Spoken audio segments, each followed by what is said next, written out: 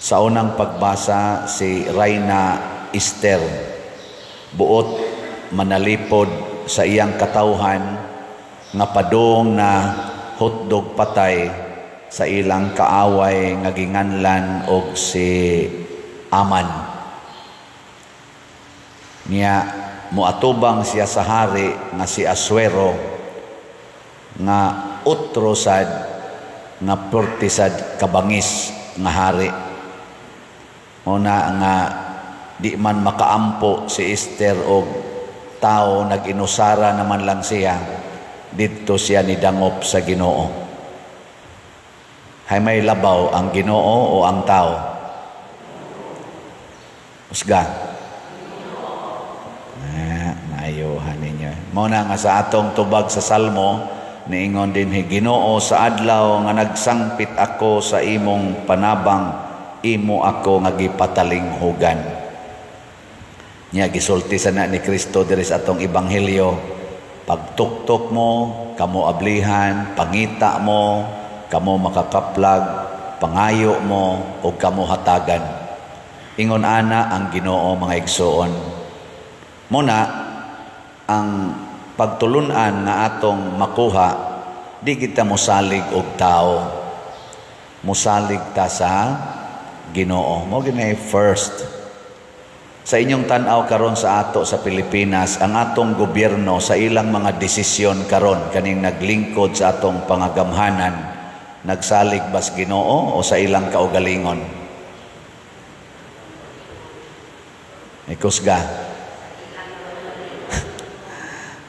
Kita din hing mga ubos nga mga tao, makakita manggita. Kung nagsalig pa sila sa Ginoo, ang Ginoo manggo dili mag-usab-usab sa iyang desisyon. Unya ang Ginoo sad magsubay gina siya sa kamatuoran. Naasay balaod ang Ginoo kanang gitawag natog divine law.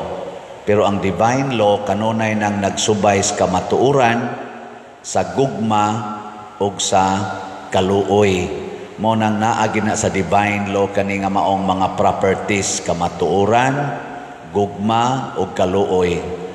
Mao man bitaw nga ang Ginoo bisan pag dagko kay tagsa, basta mobalik lang tangadto niya, naagiday ng iyang gugma, pasaylo, kaluoy. Nya iya gyapong ihatag nato ang maayong butang, kay maayo man siya. Pero kanhitas tao, sa tao, tawhanon nga mga gahom, ay pastilan, mag-usab-usab. Sama god aning ato rong presidente, kita nakasaksi man ta. Una, pagkumpanya, ang ilang gipasalig, unity and continuity. Unity and continuity. Puwerte na tong lipaya. Oy, yay, mapadayon gining mga project. Build, build, build. Giingnan pa ta. Build, build, build and more. BBBM. Build, build, build and more. Di ba? Kadungog mo na. Naana sa atong mga ilang mga speeches. Build, build, build and more. Unsay resulta? Nawa ang build, build, build ni President Duterte, giilisan og unprogrammed funding. Unprogrammed funds. Tua dito gibutang ang dagko kayong billions sa unprogrammed. Ang programmed nga mga expenditures giprogram na, gipang-cancel, gipang-close o gitransfer sa unprogrammed. Hay namang build, build, build and more. Ana. So tawhanon manggod di ta kasustiner. Pares nako dinhi moingon ko ninyo nga kana ganing gihigugma gid ta mo. Pero mga saba magyapon ko sa sakristan, mga saba magyapon ko sa uban. Sa ato padili ko consistent. Gilingay mong tupad. Inawa jud ka mag-usab-usab sa imong desisyon. Inawa jud ka mag-usab-usab. Ay, utrosan mo sa kasakit o sa kalipay, sa kahamugaway o sa kapitos, sa sakit o sa maing panglawas, hangtod ang kamatayon mo, bulag ka nato. Bulag o taong ka natong kamatayon. Dugay nang nagbuwag. nagpuyo-puyo na gani. Mga animal kay tas tanan. So ayog yung salig anang tao. Diha salig sa Ginoo. Nya kita sang mga tawhanon giagda pud ta nga kung tan-aw nato nahimo na tang yawanon mubalik tas Ginoo. Mubalik ta. Lain pag yung pasalig aning atong presidente. Himuon niyang 20 pesos ang kilos bugas. Hangtod karon wa lang gyapon na mahitabo. Wa na di ay na 20 pesos. Wa lain na sad nga hitabo katong nag-away-away na sila ang unit team nahimo ng anti-team. Anti-team na ang iyang ka-unit team nga ang vice president nga atong gipakpakag maayo kini daog gyud silang duha first time in the Philippines nga nindot kaayo ang tandem nila ni daog gyud nag-away dayon ambot og kinsay una nilang nangaway basta nag-away sila di na sila unit team anti-team na ang continuity discontinuity na sige na to nanay mga file og impeachment kay naman say mga team Marcos, mga team Vice President or Duterte. Nag-file na og impeachment. Unsa may gisulti sa atong presidente? Di ko pabor anang impeachment. Ayaw na ninyo padayon na. Ang resulta gi-impeach lag siyam ka oras. Ang giingon nga di ko pabor na impeach. Nadayon ang impeachment. Sunod na sad, gikiha na sad ang amahan ang atong former president na asay mga mga Duterte nikiha ngadto sa international kanang ICC Criminal Court, International Criminal Court. Gisulti na sa atong presidente karon nga dili ta mo cooperate sa International Criminal Court kay naatay criminal law dinhi. Operative ang atong mga korte dinis Pilipinas na kausara gi-arrest ang atong former president gilupad pangadto dayon wa kabot 24 hours. Hain naman ang atong gisulti nga di ta mo cooperate nya karon gi-investigate siya gipasulti ningong gyapon siya wa man taning cooperate gitagaan lang tag notice sa tawag kanang Interpol nga grupos mga nasod ba Interpol mao na implementing body niya karon di ay naminaw ko sa mga comments na ay nagdiscuss nga expert kaayo sa international law ang Interpol di ay mo kasabot pa nag-unsay relasyon sa Interpol o sa ICC. Ang ICC gidi ay ang International Criminal Court mao gidi ay mag-issue og warrant nya adto na nila iagi sa Interpol. Murag ang Interpol murag siya ba og kanang implementing. So ang dili gyud ka issue ang Interpol di ay og warrant of arrest, ang iyang ma-issue kana rang red notice. Red tag. Red tag. Di ay red notice man ting ito. Ako lang ning gikuan sa ako lang na subtansad. Ako lang ipaambit niyo kay pulos man sa taway kalibutan ani. Ako lang iproba na kung anhita sa tao mo salig, wa gi klaro. Nya niingon ang atong presidente sa iyang speech ni atong niaging adlaw gahapon ba to the other day nga wa man ta ning support sa ICC ning comply lang ta sa Interpol. By complying sa notice sa Interpol, nag-implementa sa warrant of arrest nga tuagikan sa ICC. So ni cooperate ta in a way og nisulti gyud ang pipila ka mga judges sa ICC gi-interview kagahapon na sa social media na our president is cooperating with them. Nya ang gisulti wa mo cooperate. Wa ta mo cooperate. Nya ang dito kinsa man nagsulti tinuod, pulos man ni sila tao. Ato lang suwayan og pamalandong. Di sa tamo ingon nga namakak ang atong presidente, di sa tamo ingon nga namakak tong taga ICC nga mga pipila ka mga judges na niingon nga with full cooperation kining ilang pag-issue og warrant of arrest ni President Duterte. with full cooperation sa atong Philippine government. Makasubo ba? Nganong di man ta sultihas tinuod? Nganong dili naman lang gid ang tinuod mo isulti? Nganong dili man ta transparent? Kamong naas gobyerno galingkod, nganong di man mo transparent namo diri nga inyong mga kauban? Si Queen Esther sa unang pagbasa, ang nga siyang hunahuna, panalipdan ako ang akong katawhan.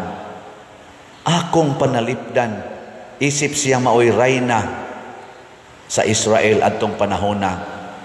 Kamo sa untang gikas presidente sa Senado, kamong mga elected official sa gobyerno, panalipdi in taon ming mga kabos, kaming mga ignorante sa inyong pamaagis balaod, iklaro ninyong sulti unsa man gyud atong proceedings, dili kay ilad-ilaron ta.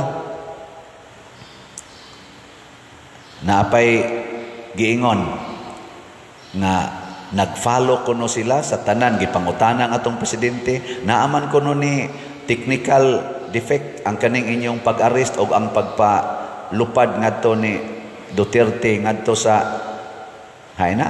Netherlands. Ni siya waoy nagsubay ta sa tanang balaod sa proper procedure. Nagsubay ta. Karon na ay expert sa international law, ingon siya, sige, din alang na nato questionon kung naabay jurisdiction ang ICC sa Pilipinas, kaya dili naman ta member sa ICC. By the way, gibutang sa dito nga naaday daghan kayong kaso sa warrant of arrest nga gi-issue ang ICC ngadto sa mga nasod na dili under nila, dili ba member, pero ni-issue sila o kay doon na lagi mga complaint, ni-issue sila og warrant of arrest. Wa gani kaabot og katunga ni ining ilang gi-issue nga warrant of arrests ang na-implement. Ngano man kay ang sovereign country refused to cooperate. Doon may right ang country nga mo refuse kay di man siya member.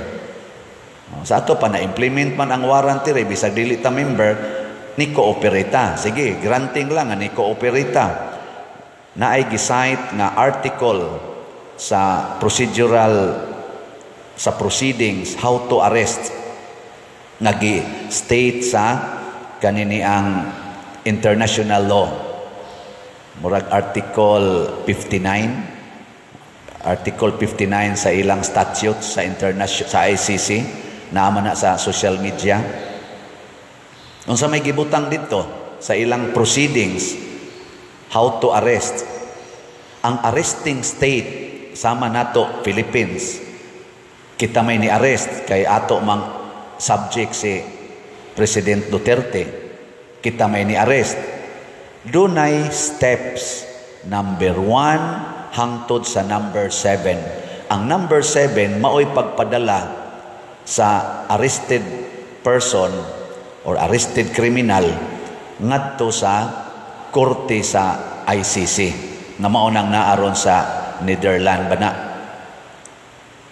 Step number 7. Pero sa discussion diha sa atong expert sa international law, ang gi-implement sa Pilipinas, ang step number 1, midiritso dayon siya sa step number 7. Within 14 hours, giumit ang step number 2, number 3, number 4, number 5, number 6, nidritso sa number 7, sending the criminal, the accused, to the ICC court.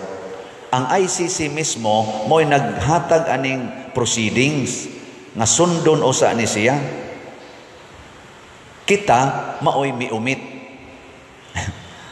Kinsa may nag-instruct sa mga kapulisan, labi na ni General Torre, nga i-implement yun to, nga before gipasakay gani sa eroplano si President Duterte, naaman na diha sa atong social media, misulti si President Duterte, ang sakto gid untaane. Wa siya mo reklamo ha, nga dadon siya dito. Ingon siya, iyang gidiscuss dito, siya ako lang ning i-lecture ninyo ha, koy basig wa na koy time pag-lecture ninyo.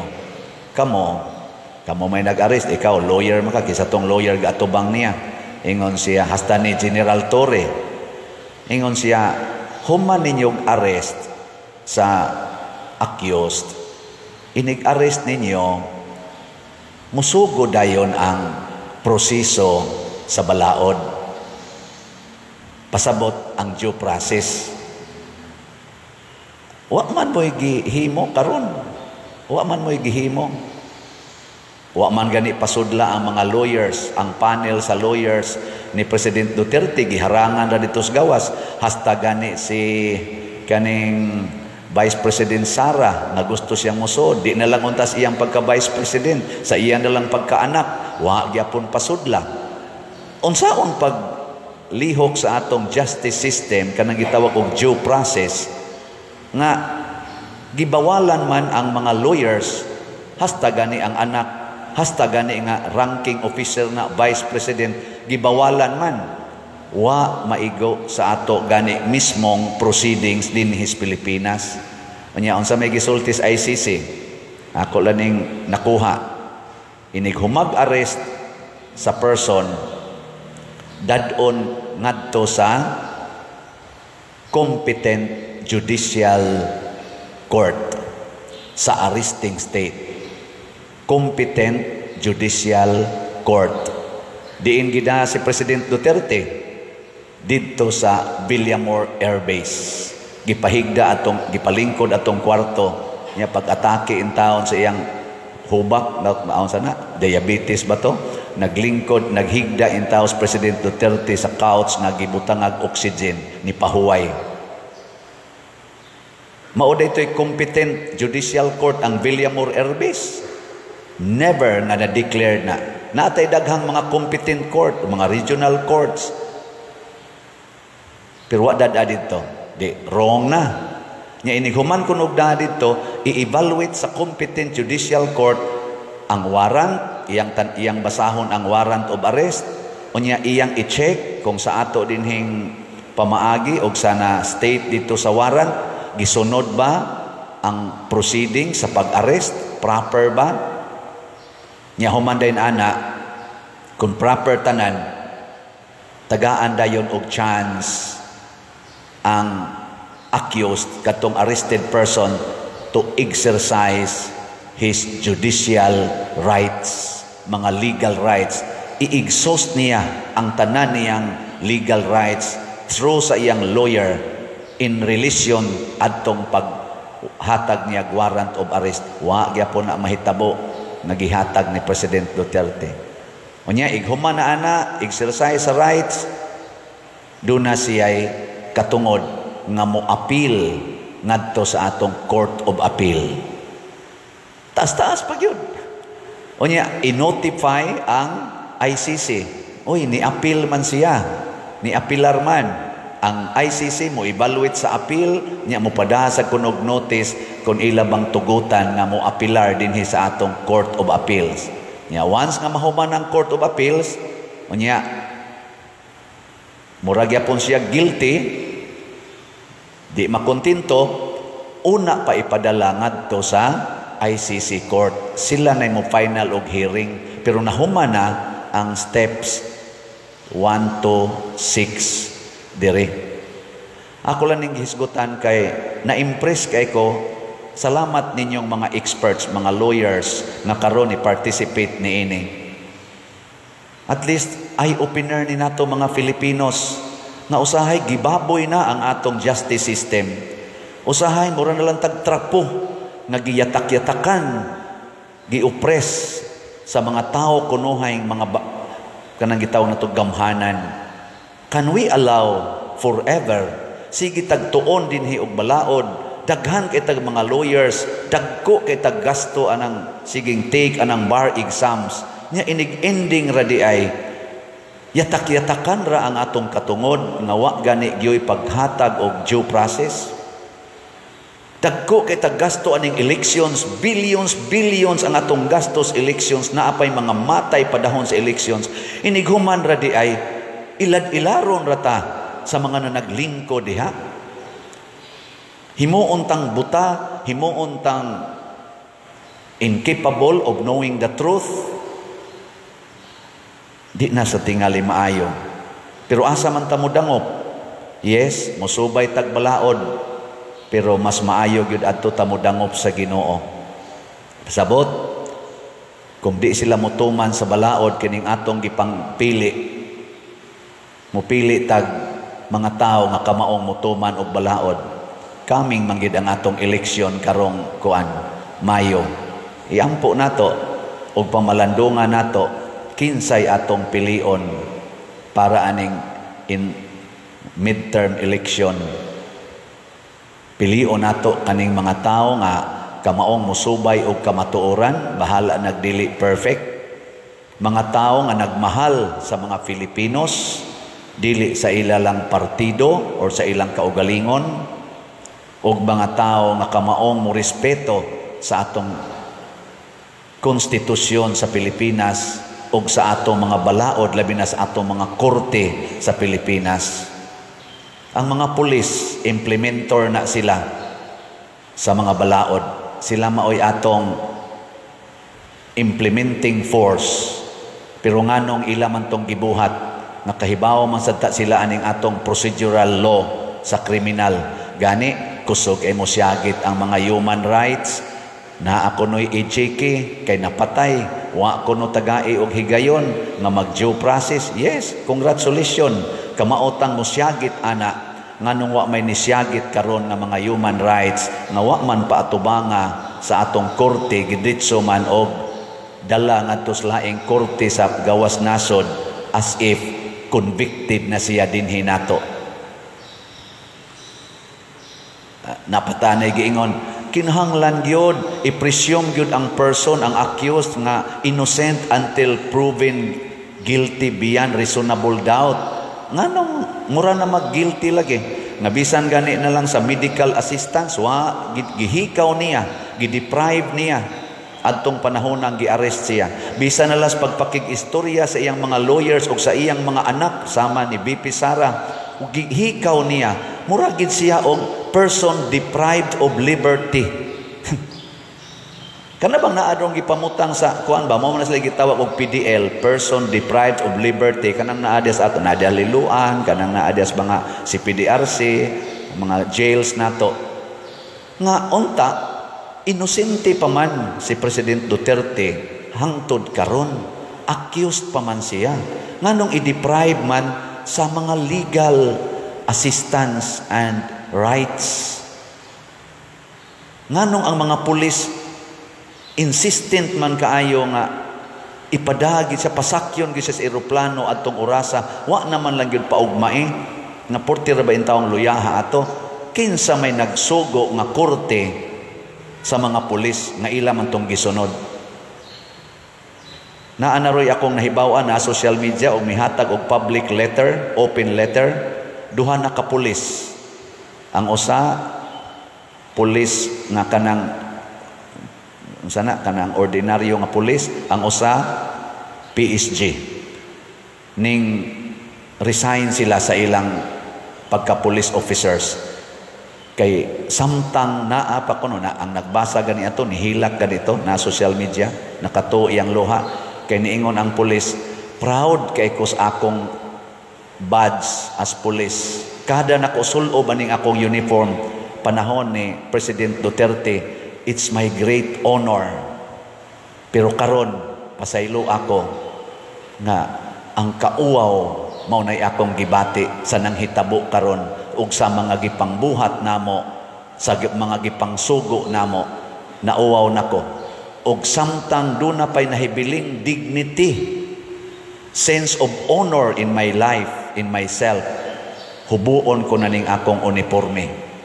Samtang naapay nahibiling honor sa akong mga pulis na gini, wahay kasugo nila nang resign. Ambot, duha pa man ni kabuok, wa pa ba kay mosunod ani? Mga igsoon, nganong gihisgutan ni nako karon sa akong humili, kay kung sundo na gay nato ang tao, dili na ang Ginoo ang maabot sa atong kinabuhi, ang kadaot, ang kalaglagan. Muna sa atong Ebanghelyo, ingos Jesus pagtuktok, pangayo o pangita. Asa man ta magtuktok, asa ta mangayo, asa ta mangita, didtos Ginoo. sa Diyos nun nga paagi, dili sa tawhanong paagi. Ang gibuhat ron sa pipila ka mga og di man kadaghanan sa mga politicians, gusto sila nga adto ta magsigig pangayo nila pinaagi anang mga ayuda panahon sa elections. Adto ta magtuktok sa ilang ganghaan, managlinya, magbuwad anang init kaayo, kay haron lagi tatagaan kunuhay nila, nagpakaginoo na sila. Nya kana ra bang ilang gipanghatag kasagaran ana, ato ra sa nang mga kwarta nga ilang kinuha sa way pagpananghid gani usahay nato. Giunay-unay ratag lipat-lipat muna adto tas Ginoo. Ang Ginoo mo'y atong sangpiton.